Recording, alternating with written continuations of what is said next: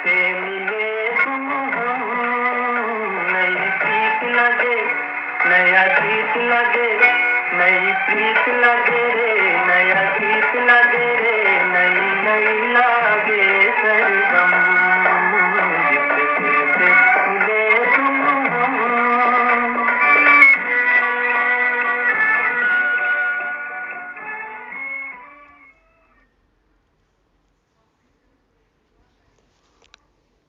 ओम शांति। सभी चमकते हुए डायमंड्स को हद के बापूजी के जन्मदिन की बहुत बहुत बधाई और गॉडली मॉर्निंग। हद के बापू गांधी जी ने हमें अहिंसा की राह दिखाई और बेहद के बापूजी परम पिता परमात्मा शिव हमें डबल अहिंसक बनाते हैं। एकदम नई बात कि काम कटारी चलाना भी हिंसा है, ये बताते हैं। बाबा की हर मत न्यारी, निराली और नई है, जिस पर चलकर हम अपनी ऊंच तकदीर बना सकते हैं। हमारा एक सब्जेक्ट है सेवा। बाबा आज कहते हैं यदि हमने 8 घंटे सर्विस नहीं की तो हमें खाना खाने का भी हक नहीं है। तो कैसे करें 8 घंटे की सेवा? सभी विचार सागर मंथन करेंगे। 8 घंटे यदि हम योग में रहते हैं तो ये भी सेवा ही है, क्योंकि वाइब्रेशन तो फैलते हैं ना। तो मनसा वाचा कर्मणा जैसे भी संभव हो, बस सेवा करना ही है। एक और होमवर्क कर सकते हैं। बाबा के 2-2 शब्द जो हमेशा एक साथ आते हैं वो लिखने हैं। कुछ आज की मुरली में हैं, तो सुनते हैं। 2 अक्टूबर 2023 के सोमनाथ के अमृत समान महावाक्य। मीठे बच्चे, नई दुनिया के लिए बाप तुम्हें सब नई बातें सुनाते, नई मत देते, इसलिए उनकी गतमत न्यारी गाई जाती है। कहते हैं ना, भगवान तेरी गतमत न्यारी है, हमें नहीं पता। तो बाबा हमें नई दुनिया के लिए तैयार कर रहे हैं। बाबा आकर हमें नई बातें सुनाते हैं, नया ज्ञान देते हैं, नई मत देते हैं, सलाह देते हैं। इसलिए ही भक्ति में गाई जाती है कि तेरी गतमत न्यारी है। प्रश्न है, रहमदिल बाप सभी बच्चों को किस बात में सावधान कर ऊंच तकदीर बना देते हैं? रहमदिल बाप हमें किस बात में सावधान करते हैं और हमारी तकदीर ऊंच बन जाती है? उत्तर में बाबा कहते, बच्चे ऊंच तकदीर बनानी है तो सर्विस करो। अगर खाया और सोया, सर्विस नहीं की तो ऊंची तकदीर नहीं बना सकेंगे। सर्विस के बगैर खाना हराम है ना। आराम हराम है जैसे कहते हैं, तो सर्विस के बिना खाना हराम है। इसलिए बाबा सावधान करते। सारा मदार पढ़ाई पर है। तुम ब्राह्मणों को पढ़ना और पढ़ाना है, सच्ची गीता सुनानी है। बाप को रहम पड़ता है, इसलिए हर बात की रोशनी देते रहते हैं। बाबा को हम बच्चों पर रहम आता है, दया आती है, इसलिए बाबा हमें खबरदार करते हैं, सावधान करते हैं। कहते हैं कि तुम ब्राह्मणों का क्या काम है? पढ़ना और पढ़ाना। सबको हमें ये सच्ची सच्ची गीता बाप से सुनकर सुनानी है। और सारा मदार पढ़ाई पर ही है कि हमको सतयुग में कौन सा पद मिलेगा, हमारी तकदीर कैसी होगी। गीत तो हमने सुनाई कि जिस दिन से मिले हम तुम, नया दिन लागे नई रात लागे। बाबा से मिले तो नए नए से हो गए हम, पुराना अब सब कुछ खत्म। ओम शांति। रूहानी बाप समझाते हैं, जब बच्चों को बेहद का बाप मिलता है तो हर एक बात नई सुनाते हैं, क्योंकि यह बाप नई दुनिया स्थापन करने वाला है। मनुष्य तो ऐसी नई बातें सुना न सके, कुछ पता ही नहीं है नया। तो बाप जिसको हेवनली गॉड फादर कहा जाता है, वह बेहद का बाप स्वर्ग की स्थापना करने वाला है। नर्क की स्थापना करने वाला है रावण। 5 विकार स्त्री में, 5 विकार पुरुष में, वह हो गई रावण संप्रदाय। तो यह नई बात हुई ना। रावण का देखो एकदम नया अर्थ बाबा ने बताया। स्वर्ग बनाने वाला है परमपिता परमात्मा, जिसको राम कहते हैं। नर्क बनाने वाला है रावण, जिसका चित्र बनाकर वर्ष वर्ष जलाते हैं। एक बार जल गया तो फिर उनका एफिजी देखने में थोड़े ही आएगा। एक बार पुतला जल गया तो जल गया। वह आत्मा जाकर दूसरा शरीर लेती है, फीचर्स आदि बदल जाते हैं। यह तो रावण के वही फीचर्स वर्ष वर्ष बनाते और जलाते हैं। वास्तव में जैसे निराकार शिव बाबा का कोई फीचर नहीं, वैसे रावण का भी कोई फीचर नहीं। यह रावण तो विकार है, सूक्ष्म है ना। तो बाबा कहते हैं ये रावण तो विकार है। बाप यह समझाते हैं मनुष्य भक्ति मार्ग में क्या चाहते हैं। भगवान आते ही हैं भक्ति का फल देने व रक्षा करने, क्योंकि भक्ति में दुख बहुत है। सुख है अल्पकाल क्षण भंगुर। थोड़ा बहुत सुख भासता भी है, कुछ मनोकामना पूरी भी होती है, लेकिन सब अल्पकाल की है, क्षण भंगुर, थोड़ा सा ही सुख देती है, विनाशी सुख है ना। भारतवासियों का बिल्कुल दुखी जीवन है। भारतवासियों का जीवन दुखी क्यों है? देखो, जितने विकारी उतने दुखी। तो क्या भारतवासी ज़्यादा विकारी हैं? अभी तो सारी दुनिया में ही दुख है। कोई का बच्चा मरा, कोई का दिवाला निकला, जीवन तो दुखी रहता है ना। बाप कहते हैं मैं आता हूँ सभी का जीवन सुखी बनाने। बाप आकर के नई बात बताते हैं, कहते हैं मैं आया हूँ स्वर्ग की स्थापना करने। वहाँ तुम विकार में नहीं जाएंगे, वह है निर्विकारी राज्य। यह है विकारी राज्य। अगर तुमको स्वर्ग का राज्य चाहिए तो वह बाप ही स्थापन करते हैं। नर्क का राज्य रावण स्थापन करते हैं। तो बाप पूछते हैं तुम स्वर्ग में चलेंगे? सभी को जाना है ना स्वर्ग में। वैकुंठ की महारानी महाराजा विश्व के मालिक बनेंगे। सभी 2-2 हाथ उठाएंगे।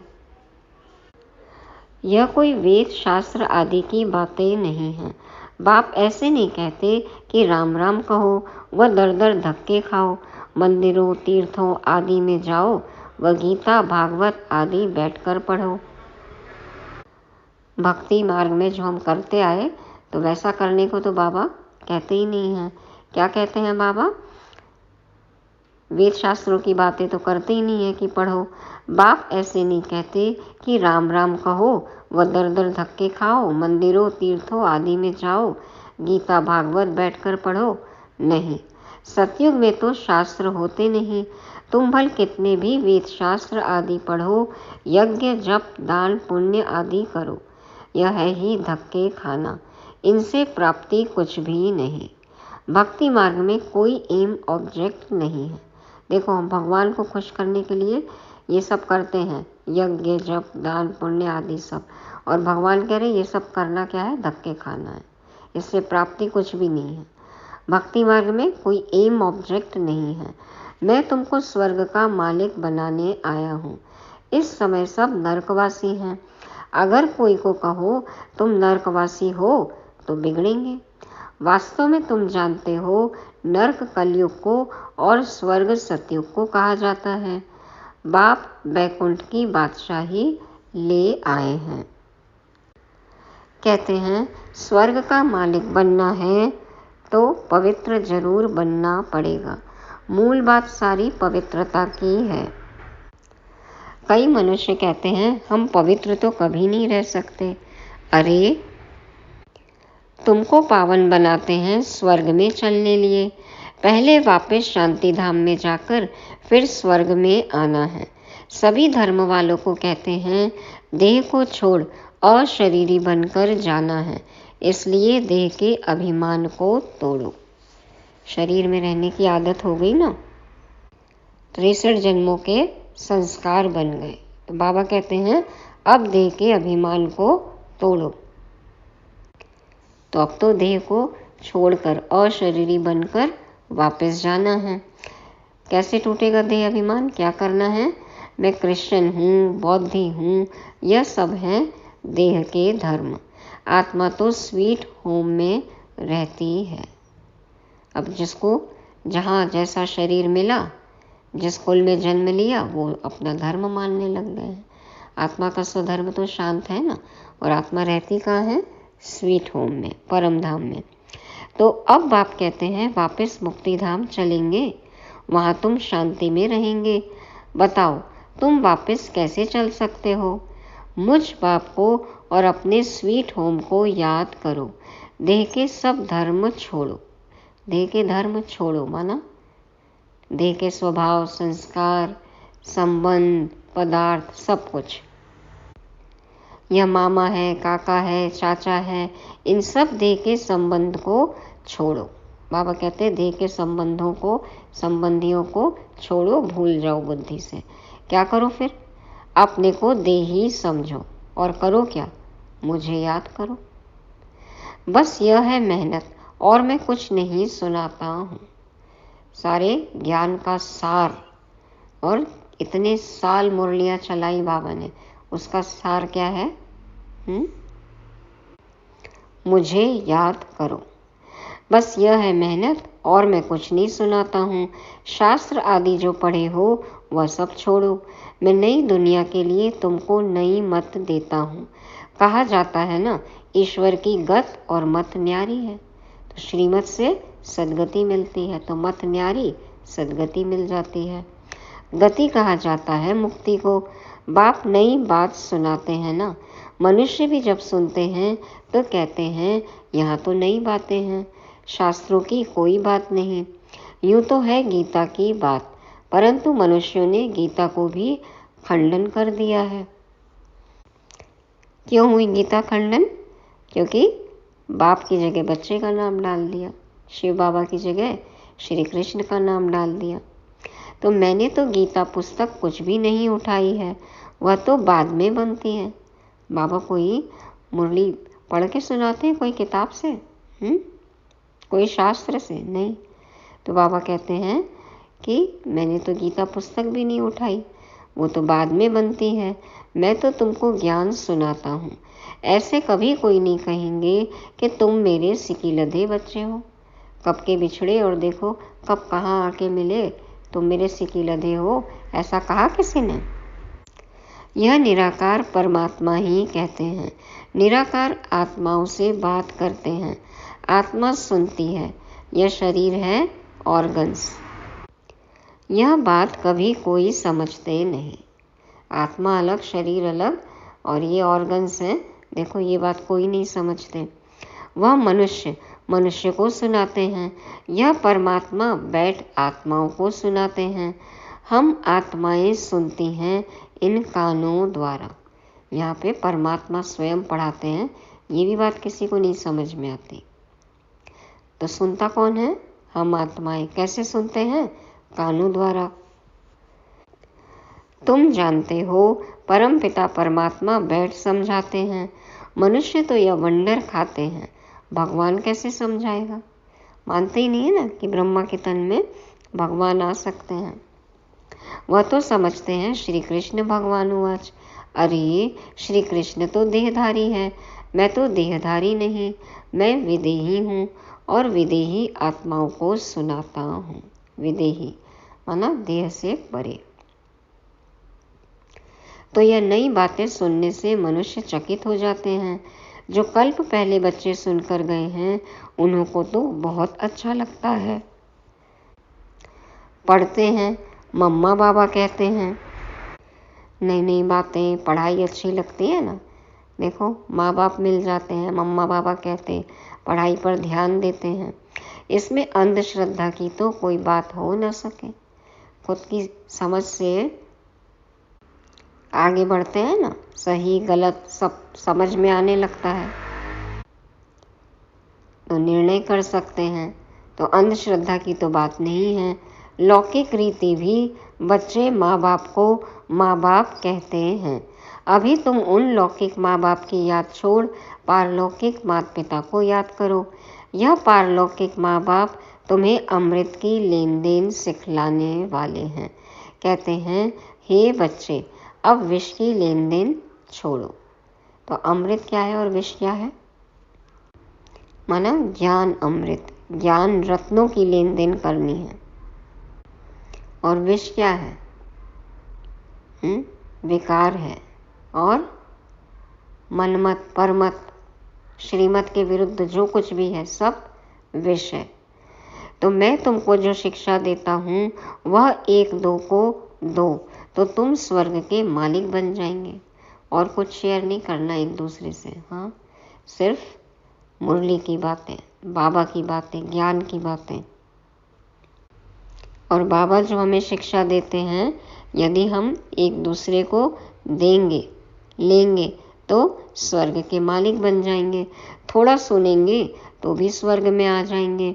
परंतु औरों को आप समान नहीं बना सकते तो दास दासी जाकर बनेंगे। दास दासियों में भी नंबरवार होते हैं ना, नौकर चाकर चूकर।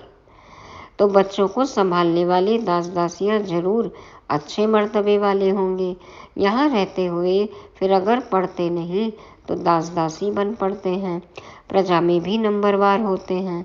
जो अच्छी रीति पढ़ते हैं वह इतना ऊंच पद पाते हैं। प्रजा में साहूकारों के भी दास दासियां होंगे। हाँ, साहूकारों के पास, पैसे वालों के पास भी तो नौकर चाकर होंगे ना। हर एक को अपनी शक्ल देखनी है, हम क्या बनने लायक हैं। बाबा से अगर कोई पूछे तो बाबा झट बता देंगे।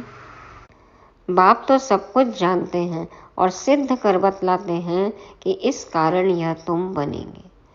हमारा पद क्यों ऐसा हुआ, चाहे अच्छा है, चाहे ऊंचा है, चाहे कमतर है, बाबा कहते हैं सब कुछ बाबा बता सकते हैं, कारण बता सकते हैं। किसमें है पूछने की हिम्मत? क्योंकि पता है सबको कि हम क्या हैं। भल सरेंडर किया है, समर्पित हो गए, उसका भी हिसाब किताब है। सरेंडर किया है परंतु कुछ सर्विस नहीं करते, सिर्फ खाते पीते रहते हैं, सिर्फ खाते पीते रहते हैं। तो जो दिया वह खाकर खत्म करते हैं। यदि सेवा नहीं कर रहे हैं, मान लो समर्पित हो गए बाबा के यज्ञ में, कुछ दिया भी, तो फिर जो दिया वही खाकर खत्म कर रहे हैं ना, तो जमा तो कुछ भी नहीं हुआ। दिया सो खाया, सर्विस नहीं की तो थर्ड क्लास दास दासी जाकर बनेंगे। जो सफल किया और वो भी सिर्फ खा पी लिया तो बाबा कहते हैं दास दासी जाकर बनेंगे। हाँ, सर्विस करते हैं और खाते हैं तो ठीक है, आपने अपना तन मन धन समर्पित किया, उसके बाद आप यज्ञ में सेवा भी कर रहे हो, तब ना जमा होगा। धंधा कुछ नहीं करते तो खा खा कर खत्म कर देते हैं, फिर और भी बोझा चढ़ जाता है। यहाँ रहते हैं जो दिया सो खाया, जो भल नहीं देते हैं परंतु सर्विस बहुत करते हैं तो वह ऊंच पद पा लेते हैं। मम्मा ने धन कुछ नहीं दिया। 16 साल की कुंवारी कन्या आई थी ना मम्मा, तो उनके पास धन तो नहीं था, लेकिन देखो यज्ञ में कितना धन बचाया, कितनी सेवा की, तो कितना अच्छा नंबर मिला। तो बाबा कहते हैं कि मम्मा ने धन कुछ नहीं दिया परंतु पद बहुत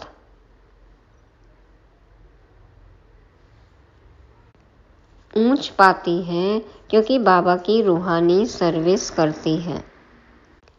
हिसाब है ना, कईयों को नशा रहता है, हमने तो सब कुछ किया है, सरेंडर हुए हैं, परंतु खाते भी तो है ना। बाबा मिसाल तो सब बताते हैं, देखो कितनी बारीकी से बाबा एक एक पॉइंट समझाते हैं। सर्विस नहीं की, खाया और खल्लास किया। कहते हैं ना, जिन सोया तिन खोया। सो गए तो गंवा दिया ना, सोया तो खोया। 8 घंटा सर्विस करने बगैर खाना हराम है। 8 घंटे यदि सेवा नहीं की तो बाबा कहते हैं खाना पीना सब हराम है। जरूरी नहीं है कि जो समर्पित हैं उनके लिए बाबा कह रहे हैं, घर भी तो सेवा स्थान है ना। ट्रस्टी नहीं बने हैं। खाते रहेंगे तो जमा कुछ नहीं होगा, फिर सर्विस करनी पड़ेगी। बाप को तो सब बतलाना पड़ता है ना। जो कोई ऐसे नहीं कहे कि हमको बतलाया क्यों नहीं।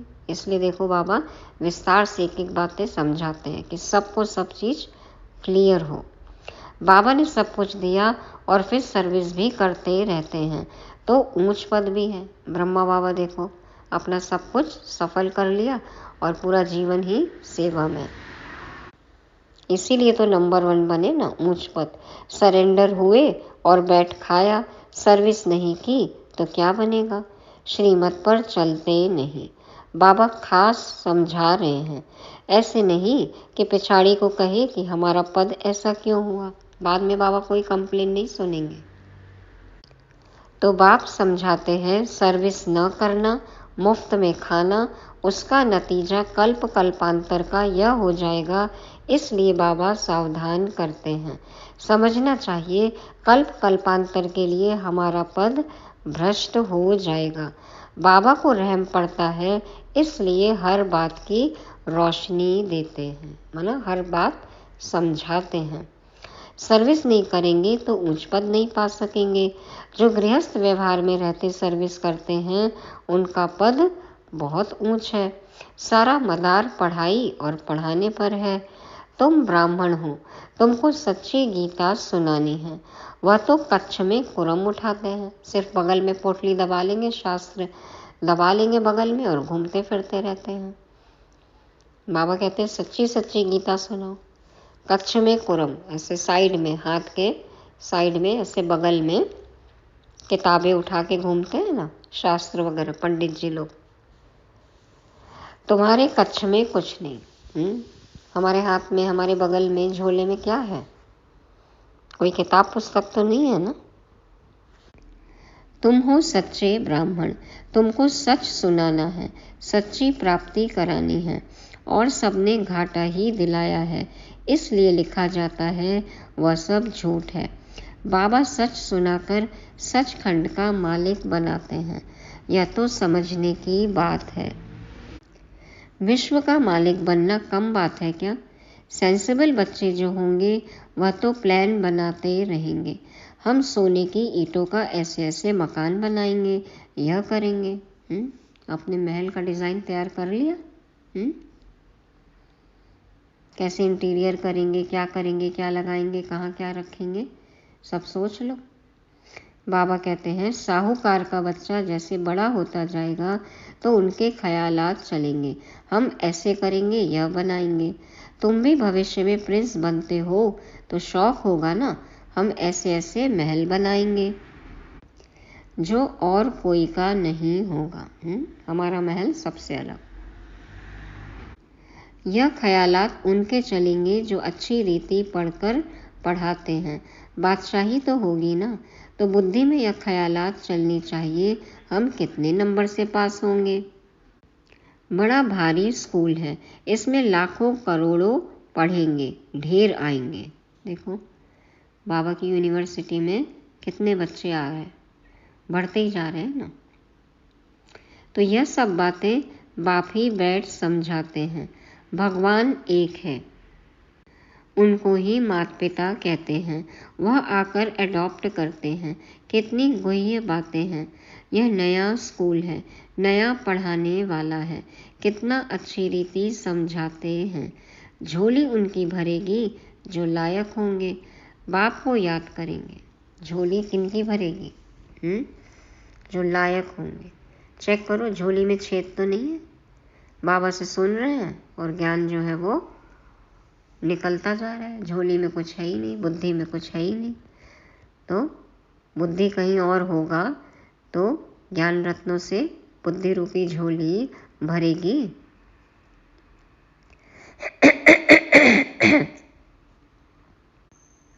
लायक बन पाएंगे तो लायक बन बाप को याद करना है। माँ बाप को कभी कोई भूलता नहीं है, फिर संगम युगी बच्चे बाप को भूल कैसे सकते हैं? संगम युगी बच्चे अपने बाप को कैसे भूल सकते हैं? अच्छा, दुनिया धर्मचक्र में है और तुम बच्चे चुप हो। धर्मचक्र में माना देखो कितनी अशांति है, हाँ, हंगामा कितना है। और बाबा कहते हैं तुम शांत हो, चुप हो। चुप में है शांति, शांति में है सुख। तुम जानते हो मुक्ति के बाद फिर है जीवन मुक्ति। अब सोचने का पॉइंट है कि शांति में सुख है और शांति किस में है? चुप में, मौन में। तो मौन रहते हैं, मुख का मन का मौन है, नहीं है माना अशांत है, अशांत है माना दुखी है। तो तुम जानते हो मुक्ति के बाद फिर है जीवन मुक्ति। तुम बच्चों को सिर्फ 2 अक्षर याद हैं, अल्फ अल्लाह और बे बादशाही। अल्फ और बे माना अल्लाह और बादशाही। सिर्फ एक अल्फ को याद करने से बादशाही मिल गई, बाकी क्या बचा? बाकी रही छाछ। अल्फ मिला गोया मक्खन मिला, बाकी सब है छाछ। उस दिन भी बाबा ने बोला ना कि ज्ञान क्या है? मक्खन है, और भक्ति क्या है? छाछ है। तो बाबा मिल गए तो मक्खन, बाकी तो सब छाछ है ना। ऐसे है ना, या मक्खन नहीं खाते आजकल। हम चुप रहते हैं, जानते हैं चुप रहकर हम श्रीमत पर चलते हैं, परंतु वंडर यह है कि बच्चे अल्फ को भी पूरा याद नहीं करते, भूल जाते हैं। माया तूफान लाती है। बाप भी कहते हैं मन मना भव मध्याजी भव। तो मन मना भव मना अपना मन बाप में लगा दो, शांति धाम, और मध्याजी भव हमारा वर्षा सुख धाम। तो देखो 2 शब्द है ना, अल्फ और बे, मन मना भव मध्याजी भव, बाप और वर्षा। तो इस तरह से होमवर्क करेंगे। गीता में अक्षर हैं, तो तुमको गीता वालों से अर्थ पूछना चाहिए कि मन मना भव मध्याजी भव का अर्थ क्या है। हमारा एम ऑब्जेक्ट, हमारी प्रारब्ध, विष्णु। देखो मध्य में दिखाते हैं ना, बीच में। बाप कहते हैं मुझे याद करो तो तुमको बादशाही मिलेगी। सब देह के धर्म छोड़ देही बन जाओ और बाप को याद करो तो बादशाही मिलेगी। ग्रंथ में भी कहते हैं जपो अल्फ को तो बादशाही मिलेगी। सचखंड की राजाई मिलती है। हम दुनिया से बिल्कुल न्यारे हैं और कोई भी ऐसे नहीं कहेंगे। बाप तुम्हें नई बातें सुनाते हैं, बाकी सब पुरानी बातें ही सुनाते हैं। बात बड़ी सहज है। अल्फ के बनो तो बादशाही मिलेगी, भगवान के बन जाओ तो स्वर्ग उपहार में मिलेगा, मिल जाएगा ऐसे ही। बाबा कहते फिर भी पुरुषार्थ तो करना पड़े। आप सामान बनाने की जितनी सर्विस करेंगे उतना फल मिलेगा। मनुष्य न अल्फ को जानते हैं न बे को जानते हैं। भगवान का भी नहीं पता, अल्लाह का भी नहीं पता, खुदा का भी नहीं पता, और जन्नत का नहीं पता, स्वर्ग का नहीं पता, बादशाही का नहीं पता, वर्षे का नहीं पता। बेमना बादशाही का मक्खन। श्री कृष्ण के मुख में मक्खन दिखाते हैं ना, जरूर स्वर्ग की स्थापना करने वाले ने ही बादशाही दी होगी। देखो अब समझ में आती है भक्ति की बातें कि श्री कृष्ण के मुख में माखन क्यों दिखाया। तो ये सब नई बातें बाबा ने आकर बताई ना कि सबके पीछे वो ये राज क्या है, तो समझना है और औरों को समझाना है। अच्छा, मीठे मीठे से गिलदे बच्चों प्रति माता पिता बाप दादा का याद प्यार और गुड मॉर्निंग। रूहानी बाप की रूहानी बच्चों को नमस्ते। हम रूहानी बच्चों की रूहानी बाप दादा को याद प्यार, गुड मॉर्निंग और नमस्ते। शुक्रिया बाबा, शुक्रिया। धारणा के लिए मुख्य सार। पहला पॉइंट, वापस स्वीट होम माना अपने घर जाना है, इसलिए देह के धर्मों और संबंधों को भूल स्वयं को देही समझना है, इसी अभ्यास में रहना है। दूसरा, बाप की जो शिक्षाएं मिली हैं वह दूसरों को देनी है, आप समान बनाना है। 8 घंटे सर्विस जरूर करनी है, 8 घंटे सर्विस जरूर करनी है, कैसे भी करो। कर्मयोगी तो बनना ही है, मनसा वाचा कर्मणा भी सर्विस करनी है। वरदान है, शुद्ध फीलिंग द्वारा फ्लू की बीमारी को खत्म कर वरदानों से पलने वाले सफलता मूर्त भव। शुद्ध फीलिंग द्वारा फ्लू की बीमारी को खत्म कर वरदानों से पलने वाले सफलता मूर्त भव। बाप दादा समझाते हैं, सभी बच्चों को बाप दादा की श्रेष्ठ मत है, बच्चे सदा शुद्ध फीलिंग में रहो। मैं सर्वश्रेष्ठ अर्थात कोटों में कोई आत्मा हूँ। मैं देवात्मा, महान आत्मा, विशेष पाठधारी आत्मा हूँ। इस फीलिंग में रहो तो व्यर्थ फीलिंग का फ्लू नहीं आ सकता। माना स्वमान में रहना है, शुद्ध फीलिंग, श्रेष्ठ फीलिंग में रहना है। तो बाबा कहते हैं व्यर्थ फीलिंग का फ्लू नहीं आ सकता। जहाँ यह शुद्ध फीलिंग है वहाँ अशुद्ध फीलिंग नहीं हो सकती। स्वमान है तो अभिमान भी नहीं होगा और अपमान भी नहीं होगा। तो बाबा कहते हैं शुद्ध फीलिंग है तो अशुद्ध हो ही नहीं सकती।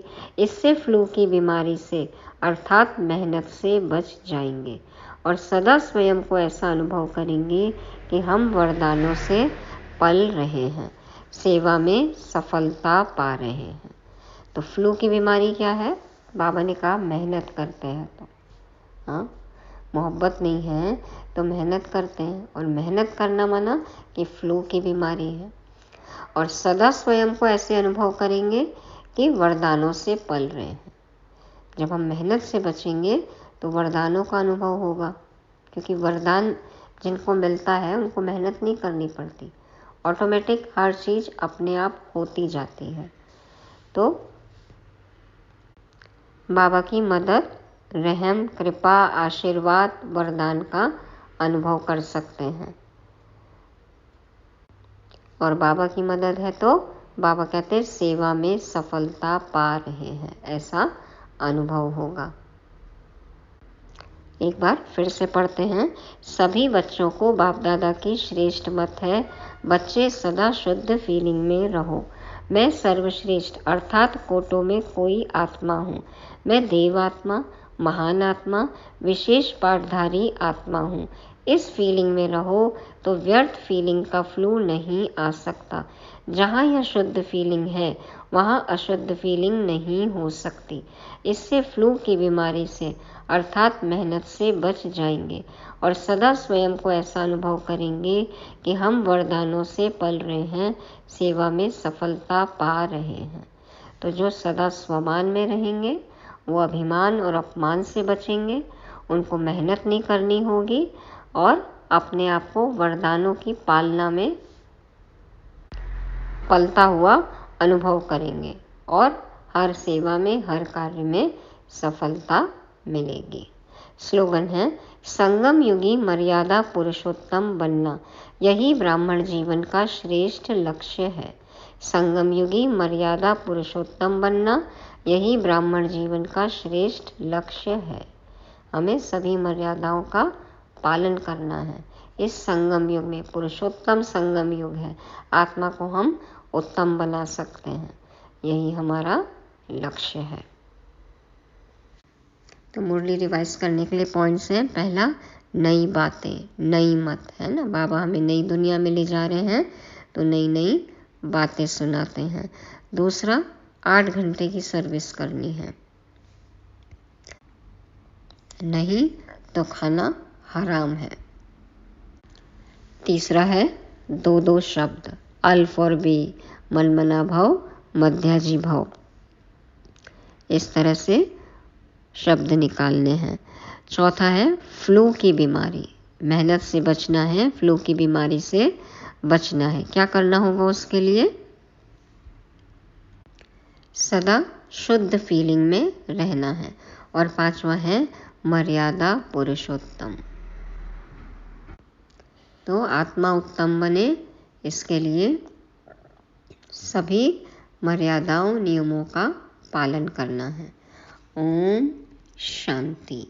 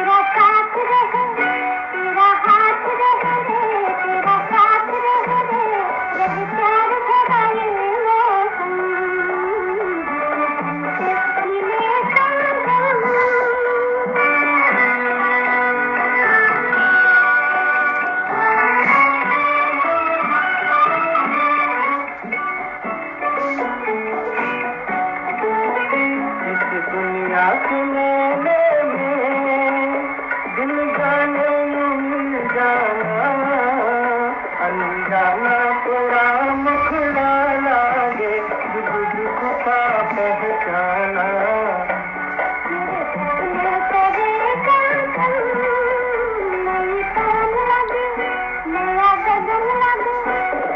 नया लागे आलम,